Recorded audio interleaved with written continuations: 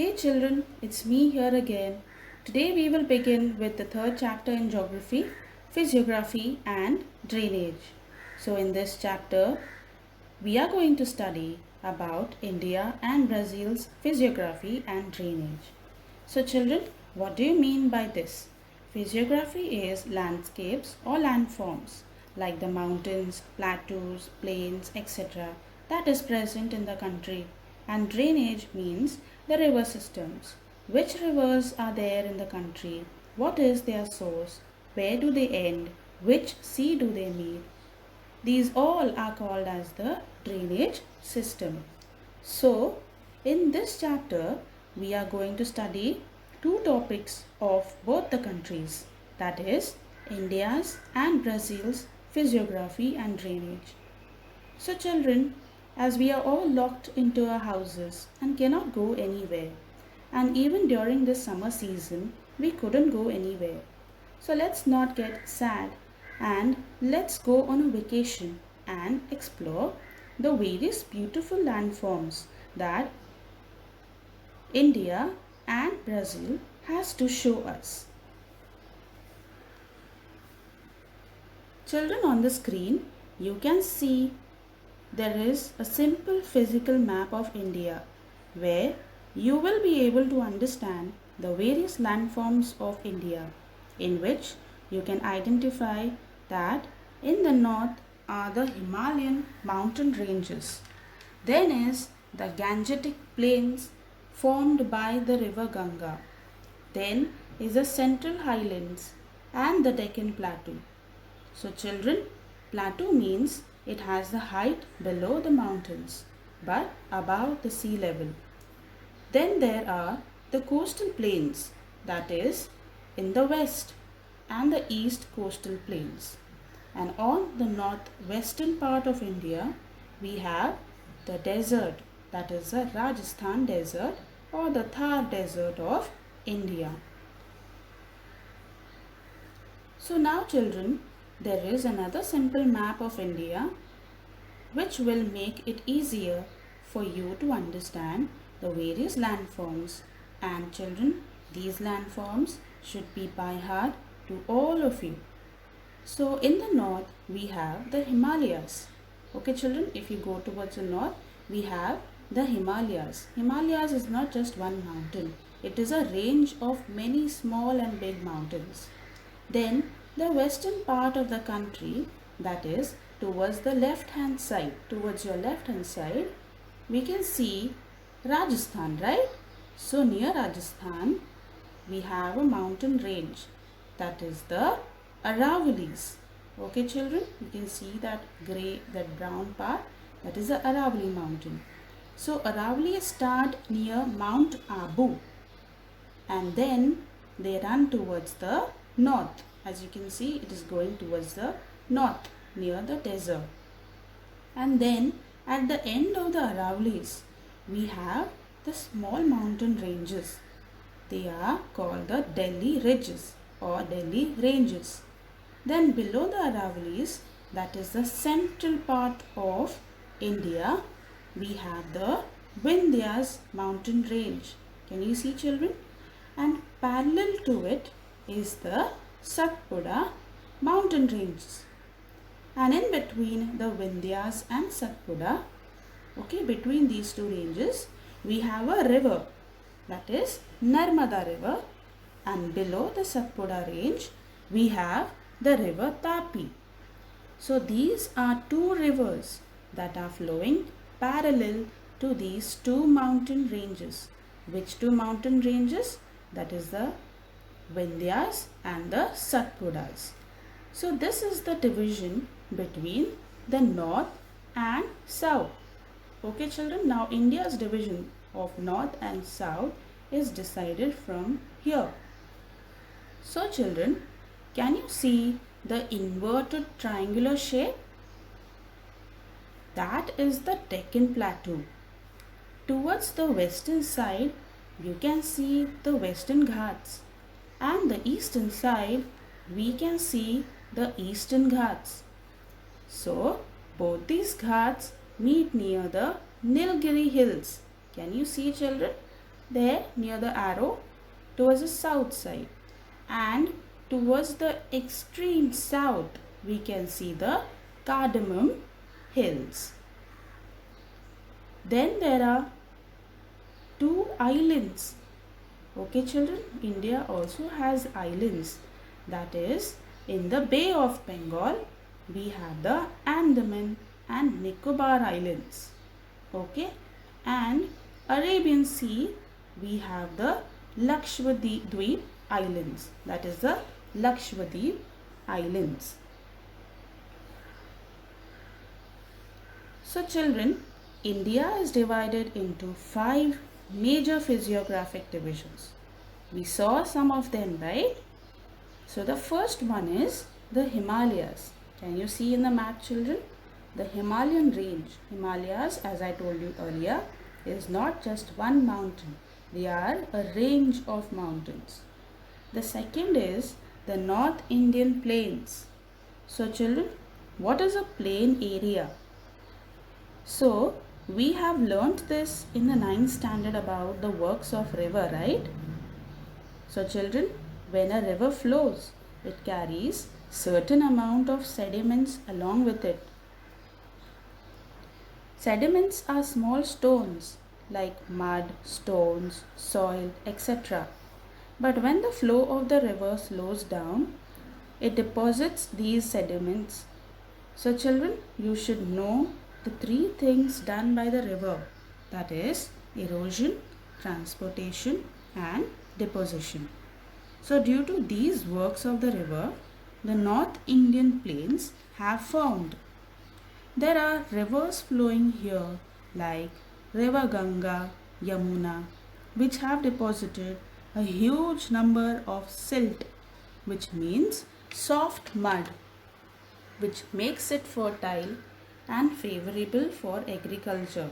So children, this, that is the North Indian plains, is very fertile, and that is why there is a huge population in that particular place.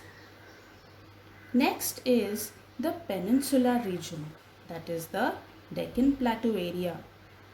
Can you see children in the map? So children, what is a peninsula? Peninsula is a land which is surrounded in 3 sides by water. Like you can see here, India. In India we have the Bay of Bengal. Then we have the Arabian Sea, and down we have the Indian Ocean. So that is why it is called as the Peninsula region. Next is the coastal plains. It is also formed by the flow of the river.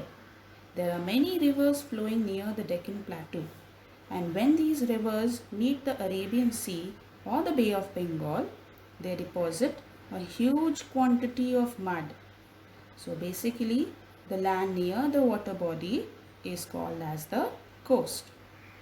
So children, the last is the island group, as we talked about it earlier. That is the Andaman and Nicobar Islands and the Lakshadweep Islands. So children, now let's begin with the first one. We will learn Himalayas in detail. So children, the Himalayas is one of the young fold mountains in the world. So children, what do you mean by young? Fold, we have learnt it in the 9th standard. Yes or no children? In the endogenetic movements, that is the 2nd chapter. Fold mountains. When there is pressure from both the sides, the middle part comes on top. So this mountain, that is the Himalayas, is one of the young fold mountains in the entire world. The Himalayas extend from Pamir Knot in Tajikistan. Okay children, so if you can see the first picture there, you can see Pamir there. So what is a knot? Tajikistan is a country. So when you see this knot means what? That many mountains are meeting each other. So that meeting of the mountains is called as a knot. So the Himalayas extend from the Pamir Knot. It is a major mountain system in the Asian continent. As everybody knows that Himalayas is a major mountain system. It's large. In India, it extends from Jammu and Kashmir to Arunachal Pradesh. So children, if you can see the second picture, you can see there that the blue and the purple lines that is there, the entire thing is the mountain range. Which mountain range? Himalayan mountain range. So it extends from Jammu Kashmir till the Arunachal Pradesh. The Himalayas is not a single mountain range. There are many parallel ranges in the system. So again, when you can see the second picture, as I told you earlier, it is not just one mountain. There are many parallel, ranges, mountain ranges that are there. The southernmost is known as the Shivaliks. Okay, that if you can see the last one, southern one, it is called as the Shivaliks, and it is also the youngest range. It is the foothills of the Himalayas. So it is the youngest one. Next to Shivaliks are the lesser Himalayas, greater Himalayas, that is also called as the Himadri, and trans-Himalayan ranges from south to north. These ranges are young to old respectively. So children, again as I told you, the first one towards the south we have the Shivaliks. Okay. Then above that we have the lesser Himalayas. Okay. The part of the mountain that is above the Shivaliks is called as the lesser Himalayas. And then we have the greater Himalayas. And then we have the trans-Himalayan ranges. So children, if you can see the second picture, you can see the Ladakh range, Zanskar range. Okay, so this is called as the trans-Himalayan range. So these mountain ranges are also divided into Western Himalayas or the Kashmir Himalayas, Central Himalayas or Kumaon Himalayas, and the Eastern Himalayas or Assam Himalayas.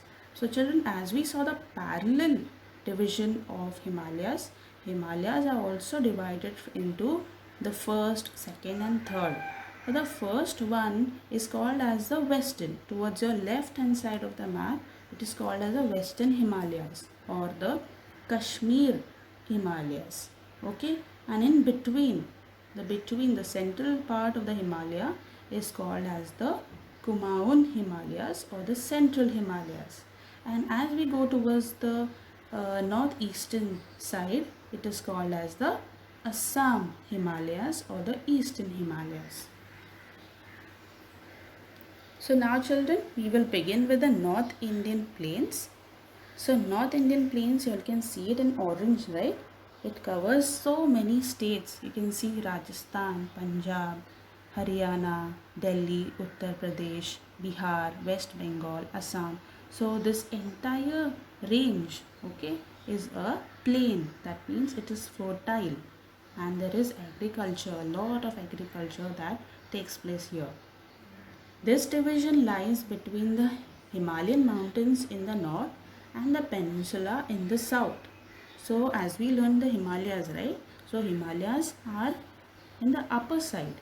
So below that we have the peninsula, that is the North Indian Plains, and below that we have the peninsula.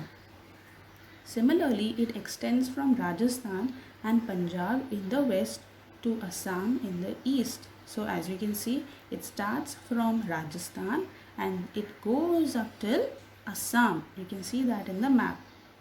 The North Indian Plains are divided into two parts. The part lying to the east of the Aravalli is the basin of the river Ganga and therefore known as the Ganga Plains. It slopes eastward. Okay children, the part that is towards the right hand side, that is near the Ganga Plains. Okay, so that part is called as the Ganga Plains. Why? Because the river Ganga flows there, and because of river Ganga's deposition, the plains have formed. So continuing with it, most of the West Bengal state of India and Bangladesh together constitute the delta of Ganga Brahmaputra system. It is known as Sundarbans. Now children, You might have heard about Sundarbans in your earlier GK or somewhere you might have heard it. So the North Indian plain, so as you know the river Ganga flows there. It is a huge river and it has many tributaries. So if you can see in the first map, there is the Sundarbans. Sundarbans is the delta. Now children, what is a delta? A delta is the when many tributaries meet together. Okay, you all know that the rivers which are there, as they flow, they have tiny tributaries, right? So when these tiny tributaries make a very huge place, that is called as the delta. So this, that is a Ganga Brahmaputra system, that is when these both rivers flow, they have formed a very huge delta in the world. Okay, and that delta is named as Sundarbans. Now children, I'll tell you some important things about it. Sundarbans are, very important for the eastern part of India. Why? Because it protects the coastal areas from flooding, from high tides, or whenever there is cyclone. Even now when there was a cyclone earlier in June, it protected the eastern part of the country like Bengal, Odisha. So there are mangroves there which protect the water. It acts as an obstacle there and it protects the coast from flooding or any harm or any destruction. Okay children? The western part of the North Indian plains is occupied by desert. So children, as I told you that the eastern part was the first part. Okay, so the western part, now the western part is the second part. So the western part of India or the North Indian plains is occupied by what? It is occupied by the Thar desert. You can see in the first picture. To the north of the desert lies the Punjab plains. So children, you can see just to the north, the red part that is there, just above that you can see Punjab. So there we have the Punjab plain, that is towards the north of the Thar desert. This region is spread to the west of Aravallis and Delhi ranges. So if you can see the second picture, you can see the Delhi ridge, that is, or the Delhi ranges. So to the west of the Aravallis, as you all know, Aravalli is also there only near the desert, that is near Rajasthan. So there only you can see that this region, that is the Punjab region, is towards the west of the Aravallis and the Delhi ranges. And agriculture is largely practiced in this region. What do you mean by this? It means, as I told you earlier, plains. These plains are very, very fertile. And that is why it is very favorable for agriculture. That is why in India, the largest population is concentrated in this area. So children, now we will move on to the peninsula. This area lies towards the south of the North Indian plains. So children, if you can see the map, the first map, the entire yellow thing that is there is called as the peninsula region. So children, what is a peninsula? As I told you earlier, when a particular land is covered or surrounded in three sides by water is called as a peninsula. So we have the Arabian Sea, we have the Bay of Bengal, and towards the south we have the Indian Ocean. So this yellow part is the peninsula region. It consists of many plateaus and hill ranges. So children, as in the earlier place or even here you can see in the second map, you can see the Deccan Plateau. So there are many plateaus in the peninsula region. The Aravallis in the north are the oldest fold mountain. So children, as we just learned that as Himalayas are the young fold mountains, but Aravallis are the oldest fold mountains. It consists of many small hills and plateaus bordering the plains. That means this Aravalli is also like the Himalayas, is not just one mountain. There are many small and big mountains that are there beside the Aravalli ranges. Vindhyas and Satpura ranges in the central part and the hilly regions of western and eastern Ghats. So even the peninsular region covers the Vindhyas, as we learnt earlier. You can see in the map, the second map, that is the Vindhyas, the Satpuras. These ranges also cover the peninsular region, and even the hilly regions, that is the Western Ghats and the Eastern Ghats. So children, let's move on to the third part, that is the coastal plains. India's coastline extends up to 7,500 kilometers. So children, India is blessed with a very long coastline. So that is why the entire peninsular region, that is a coastal region, is having the occupation of fishing. It lies to the eastern and the western part of the country. So as you all know children, towards the eastern, that is near the Arabian Sea, and near the West Bengal, that is a Bay of Bengal, we have the coastal regions. Towards the west lies the Arabian Sea. It is a large rocky coast. So children, where we are, that is Mumbai, we are in the eastern part of the coastal region. Sorry, the western part of the coastal region. Okay, so this area is very rocky. So you might have gone to beaches or somewhere near the coast. So you might have seen that there are many rocks near the sea. So that is why the western part is covered with the rocks. Rivers originating from Western Ghats are short and swift, and hence they form estuaries and not deltas. So children, you can see the second picture here. As I told you earlier, Sundarbans, about the delta. So deltas are very tiny, and you can see the picture, the first picture, that is a delta. Estuaries are larger ones, they are deeper, as you can see in the B picture. Okay, so deltas are very shallow, but estuaries form deeper. So in the eastern part, deltas are formed. That is the eastern part of India, that's the coastal plains. There are deltas that are formed. But in the western part, we have the estuaries. The coastal plains, will continue with the coastal plains. The eastern coast borders the Bay of Bengal. Many east flowing rivers using the western and eastern Ghats meet this coast. Because of the gentle slope of the land, rivers flow at lower velocities and deltas are formed. So children, as we saw in the western side, the rivers flow very fast, and that is why the estuaries form, not the deltas.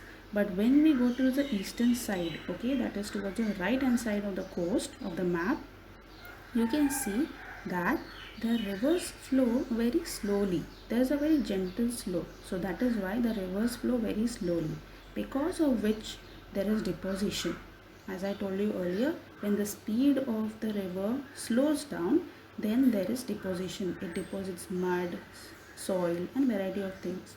So because of which there are deltas that are formed in the eastern part, and towards the western part we have the estuaries, and the western part is rocky.